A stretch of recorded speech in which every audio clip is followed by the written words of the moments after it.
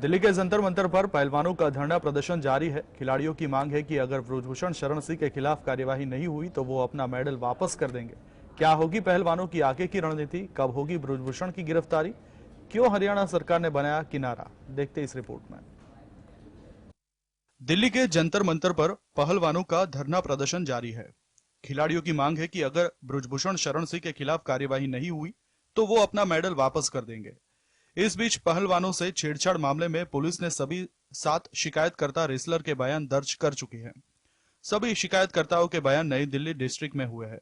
शिकायतकर्ता के वकील की मौजूदगी में सभी के बयान दर्ज हुए।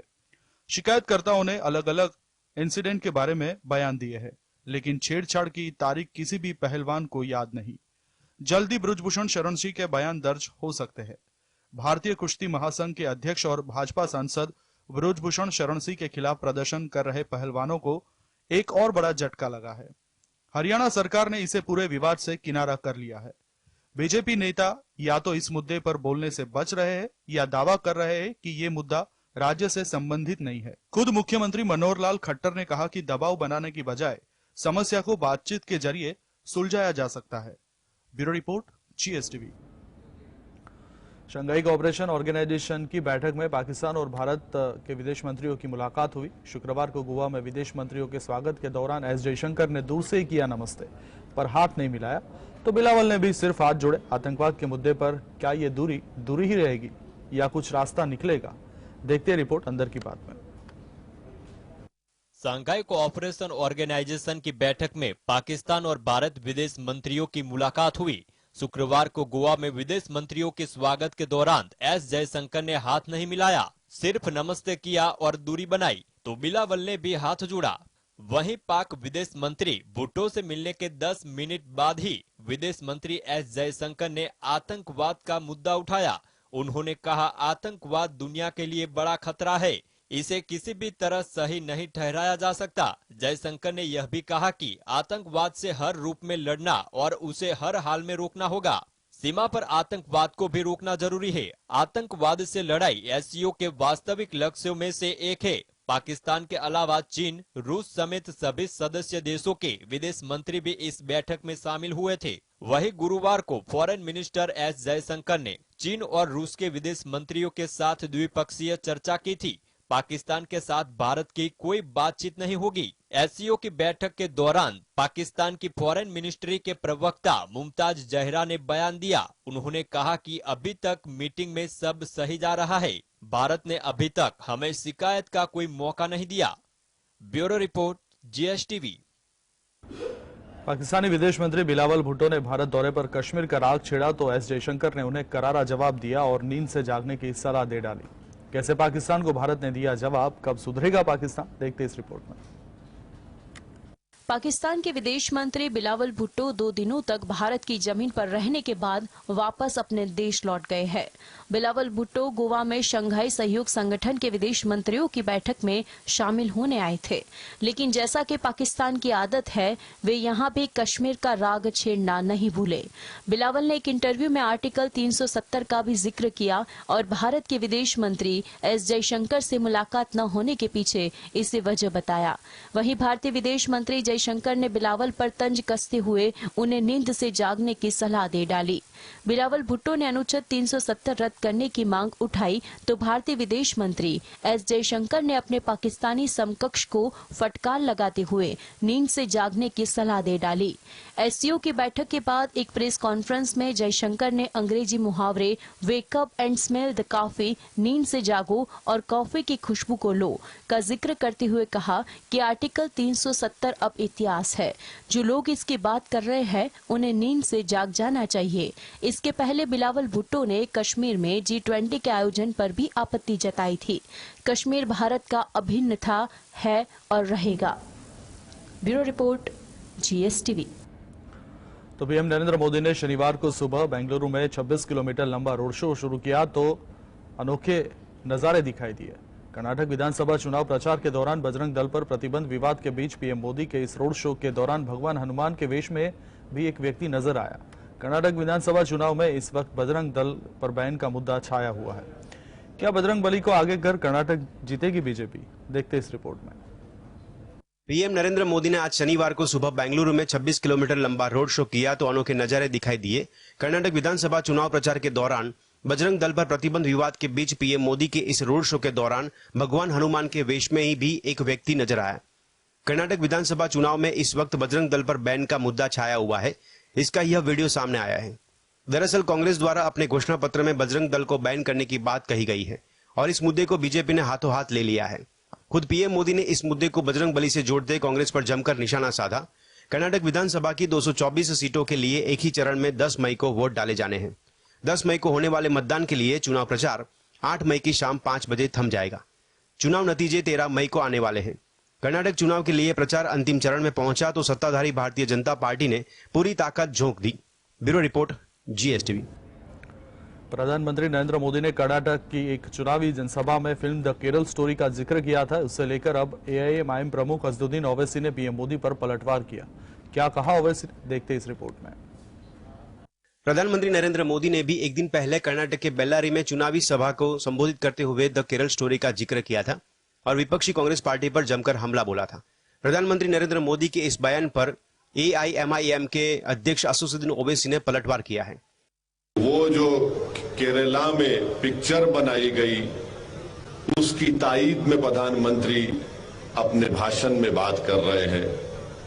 हम देश के प्रधानमंत्री से ये रिक्वेस्ट करना चाह रहे हैं कि प्रधानमंत्री, कर्नाटका का चुनाव जरूर है मगर पाकिस्तान से आतंकवादी आकर हमारे 5 सिपाहियों को उनकी जान ले लिए। मणिपुर जल रहा है, लोग अपने घरों को छोड़कर भाग रहे हैं, गांव जल रहे हैं, चर्चिस को जला दिया जा रहा है। उन्होंने कहा कि हम प्रधानमंत्री से निवेदन करते हैं कि कर्नाटक में चुनाव जरूर है लेकिन पाकिस्तान आकर आतंकियों ने हमारे 5 जवानों को मार दिया। ओवैसी ने कहा कि मणिपुर जल रहा है। उन्होंने मणिपुर का जिक्र करते हुए कहा कि गांव चर्च जल रहे हैं। ओवैसी ने द केरल स्टोरी का नाम लिए बिना कहा कि लेकिन प्रधानमंत्री जो है वो गंदी पिक्चर के बारे में बात कर रहे हैं और कर्नाटक चुनाव में फायदा लेना चाहते हैं। उन्होंने कहा कि प्रधानमंत्री फिल्म प्रमोट कर रहे हैं और उधर पाकिस्तान हमारे सैनिकों को मार रहा है। असदुद्दीन ओवैसी ने कहा कि वो झूठी मूवी है, हमारा बुर्खा दिखाकर सिर्फ पैसा कमाना चाहते हैं ये लोग। ओवैसी ने कहा कि सिर्फ भाषण मत करो और पाकिस्तान को रोको कि वो आकर हमारे सैनिकों को न मारे। Bureau report, GSTV। कर्नाटक विधानसभा चुनाव 2023 से पहले राजनीति अपने चरम पर है। अब कांग्रेस ने भी बीजेपी पर गंभीर आरोप लगाया है। पार्टी का कहना है कि कांग्रेस अध्यक्ष मल्लिकार्जुन खड़गे के परिवार की हत्या करने की साजिश चल रही है। उन्होंने बीजेपी नेताओं पर इस साजिश का आरोप लगाया है। क्या है मामला, कौन खेल रहा है गेम प्लान, देखते इस रिपोर्ट में। कांग्रेस नेता रणदीप सिंह सुरजेवाला ने कहा कि बीजेपी नेता अब मल्लिकार्जुन खड़गे और उनके परिवार के सदस्यों की हत्या की साजिश रच रहे हैं। Kill Shri Mallikarjun Khadge and his entire family by the Bharatiya Janata Party is the lowest that the political discourse can stoop to. Intimidated by the all-round blessings of Kannadigas being showered on the Congress party and facing a complete rout in the ensuing Karnataka elections, BJP leaders are now hatching a plot to murder Shri Mallikarjun Khadge. यह अब चितापुर से BJP के उम्मीदवार की recording से स्पष्ट है, जो पीएम मोदी और सीएम मुंबई का चहेता भी है। सुरजेवाला ने कहा कि बीजेपी प्रजातंत्र की हत्या कर रही है और अब विपक्ष की हत्या की भी साजिश सामने आ रही है। बीजेपी इस स्तर तक गिर गई है कि वह मल्लिकार्जुन खड़गे की हत्या करवाना चाहती है। बीजेपी को कर्नाटका की जनता ने नकार दिया है, इसीलिए वह परेशान है। सुरजेवाला ने आगे कहा कि कर्नाटका चुनाव प्रचार के दौरान अब बीजेपी को पता चल गया है कि माहौल उनके खिलाफ है। उन्होंने एक ऑडियो क्लिप भी सुनाई जिसे चितापुर से बीजेपी उम्मीदवार की आवाज बताया जा रहा है। Bureau report, GSTV। क्या आपको मालूम है कांग्रेस अध्यक्ष मल्लिकार्जुन खड़गे की हत्या की साजिश रची गई? जी हां, ऐसा ही कुछ दावा किया कांग्रेस की तरफ से। कांग्रेस ने आरोप लगाया कि मणिकांत राठौड़ ने यह साजिश रची। आखिर कौन है ये मणिकांत राठौड़, आइए जानते हैं। कर्नाटक विधानसभा चुनाव से पहले कांग्रेस नेता रणदीप सुरजेवाला ने दावा किया कि कांग्रेस अध्यक्ष मल्लिकार्जुन खड़गे और उनके परिवार की हत्या के लिए बीजेपी योजना बना रही थी। बेंगलुरु में एक प्रेस कॉन्फ्रेंस में कांग्रेस ने दावा किया कि चित्तापुर से बीजेपी उम्मीदवार मणिकांत राठौड़ ने खड़गे के लिए अपशब्द इस्तेमाल किए और उन्हें उनके पूरे परिवार को मारने की बात की। कांग्रेस ने मणिकांत राठौड़ को प्रधानमंत्री नरेंद्र मोदी का चहेता बताया है। प्रेस कॉन्फ्रेंस के दौरान रणदीप सुरजेवाला ने कहा, शायद आज देश के प्रजातंत्र के इतिहास में सबसे दुखद दिन है। बुरी तरह से हार का सामना कर रही भारतीय जनता पार्टी के नेताओं ने अब कर्नाटक में भारतीय राष्ट्रीय कांग्रेस के राष्ट्रीय अध्यक्ष मल्लिकार्जुन खड़गे, उनकी धर्मपत्नी और उनके पूरे परिवार को कत्ल करने का प्लान बनाया है। क्या राजनीति इससे भी अधिक गिर सकती है? सुरजेवाला ने आरोप लगाया, कर्नाटक की जमीन से उठकर देश की राजनीति के क्षितिज पर पहुंचे मल्लिकार्जुन खड़गे और कर्नाटक के लोगों के प्रति भाजपा की नफरत का इससे बड़ा सबूत कोई नहीं हो सकता। अब बात करें मणिकांत राठौड़ कौन है, तो बता दें कि बीजेपी ने मणिकांत राठौड़ को गुलबर्गा जिले की चित्तापुर सीट से उम्मीदवार बनाया है।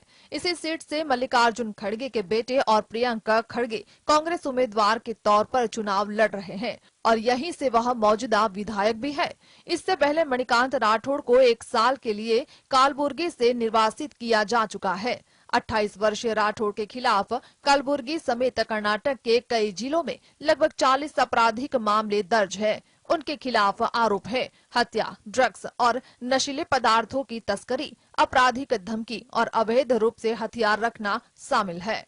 Bureau report, GSTV। आम आदमी पार्टी के नेता और दिल्ली के पूर्व उप मुख्यमंत्री मनीष सिसोदिया के खिलाफ दाखिल प्रवर्तन निर्देशालय की चार्जशीट पर राउज एवेन्यू कोर्ट ने 10 मई को सुनवाई करने का फैसला किया है। साथ ही ईडी को आदेश दिया है कि वो केस से जुड़े सबूत जैसे सीडी, डीवीडी, पेन ड्राइव आदि 8 मई तक कोर्ट में जमा करें। आबकारी घोटाला मामले में यह ईडी की चौथी सप्लीमेंट्री चार्जशीट है, जिसे दाखिल करते हुए ईडी ने कोर्ट को बताया था कि आबकारी घोटाला मामले में मनीष सिसोदिया की आरोपी संख्या 29 है। सिसोदिया के खिलाफ सप्लीमेंट्री चार्जशीट में 2100 पेज है।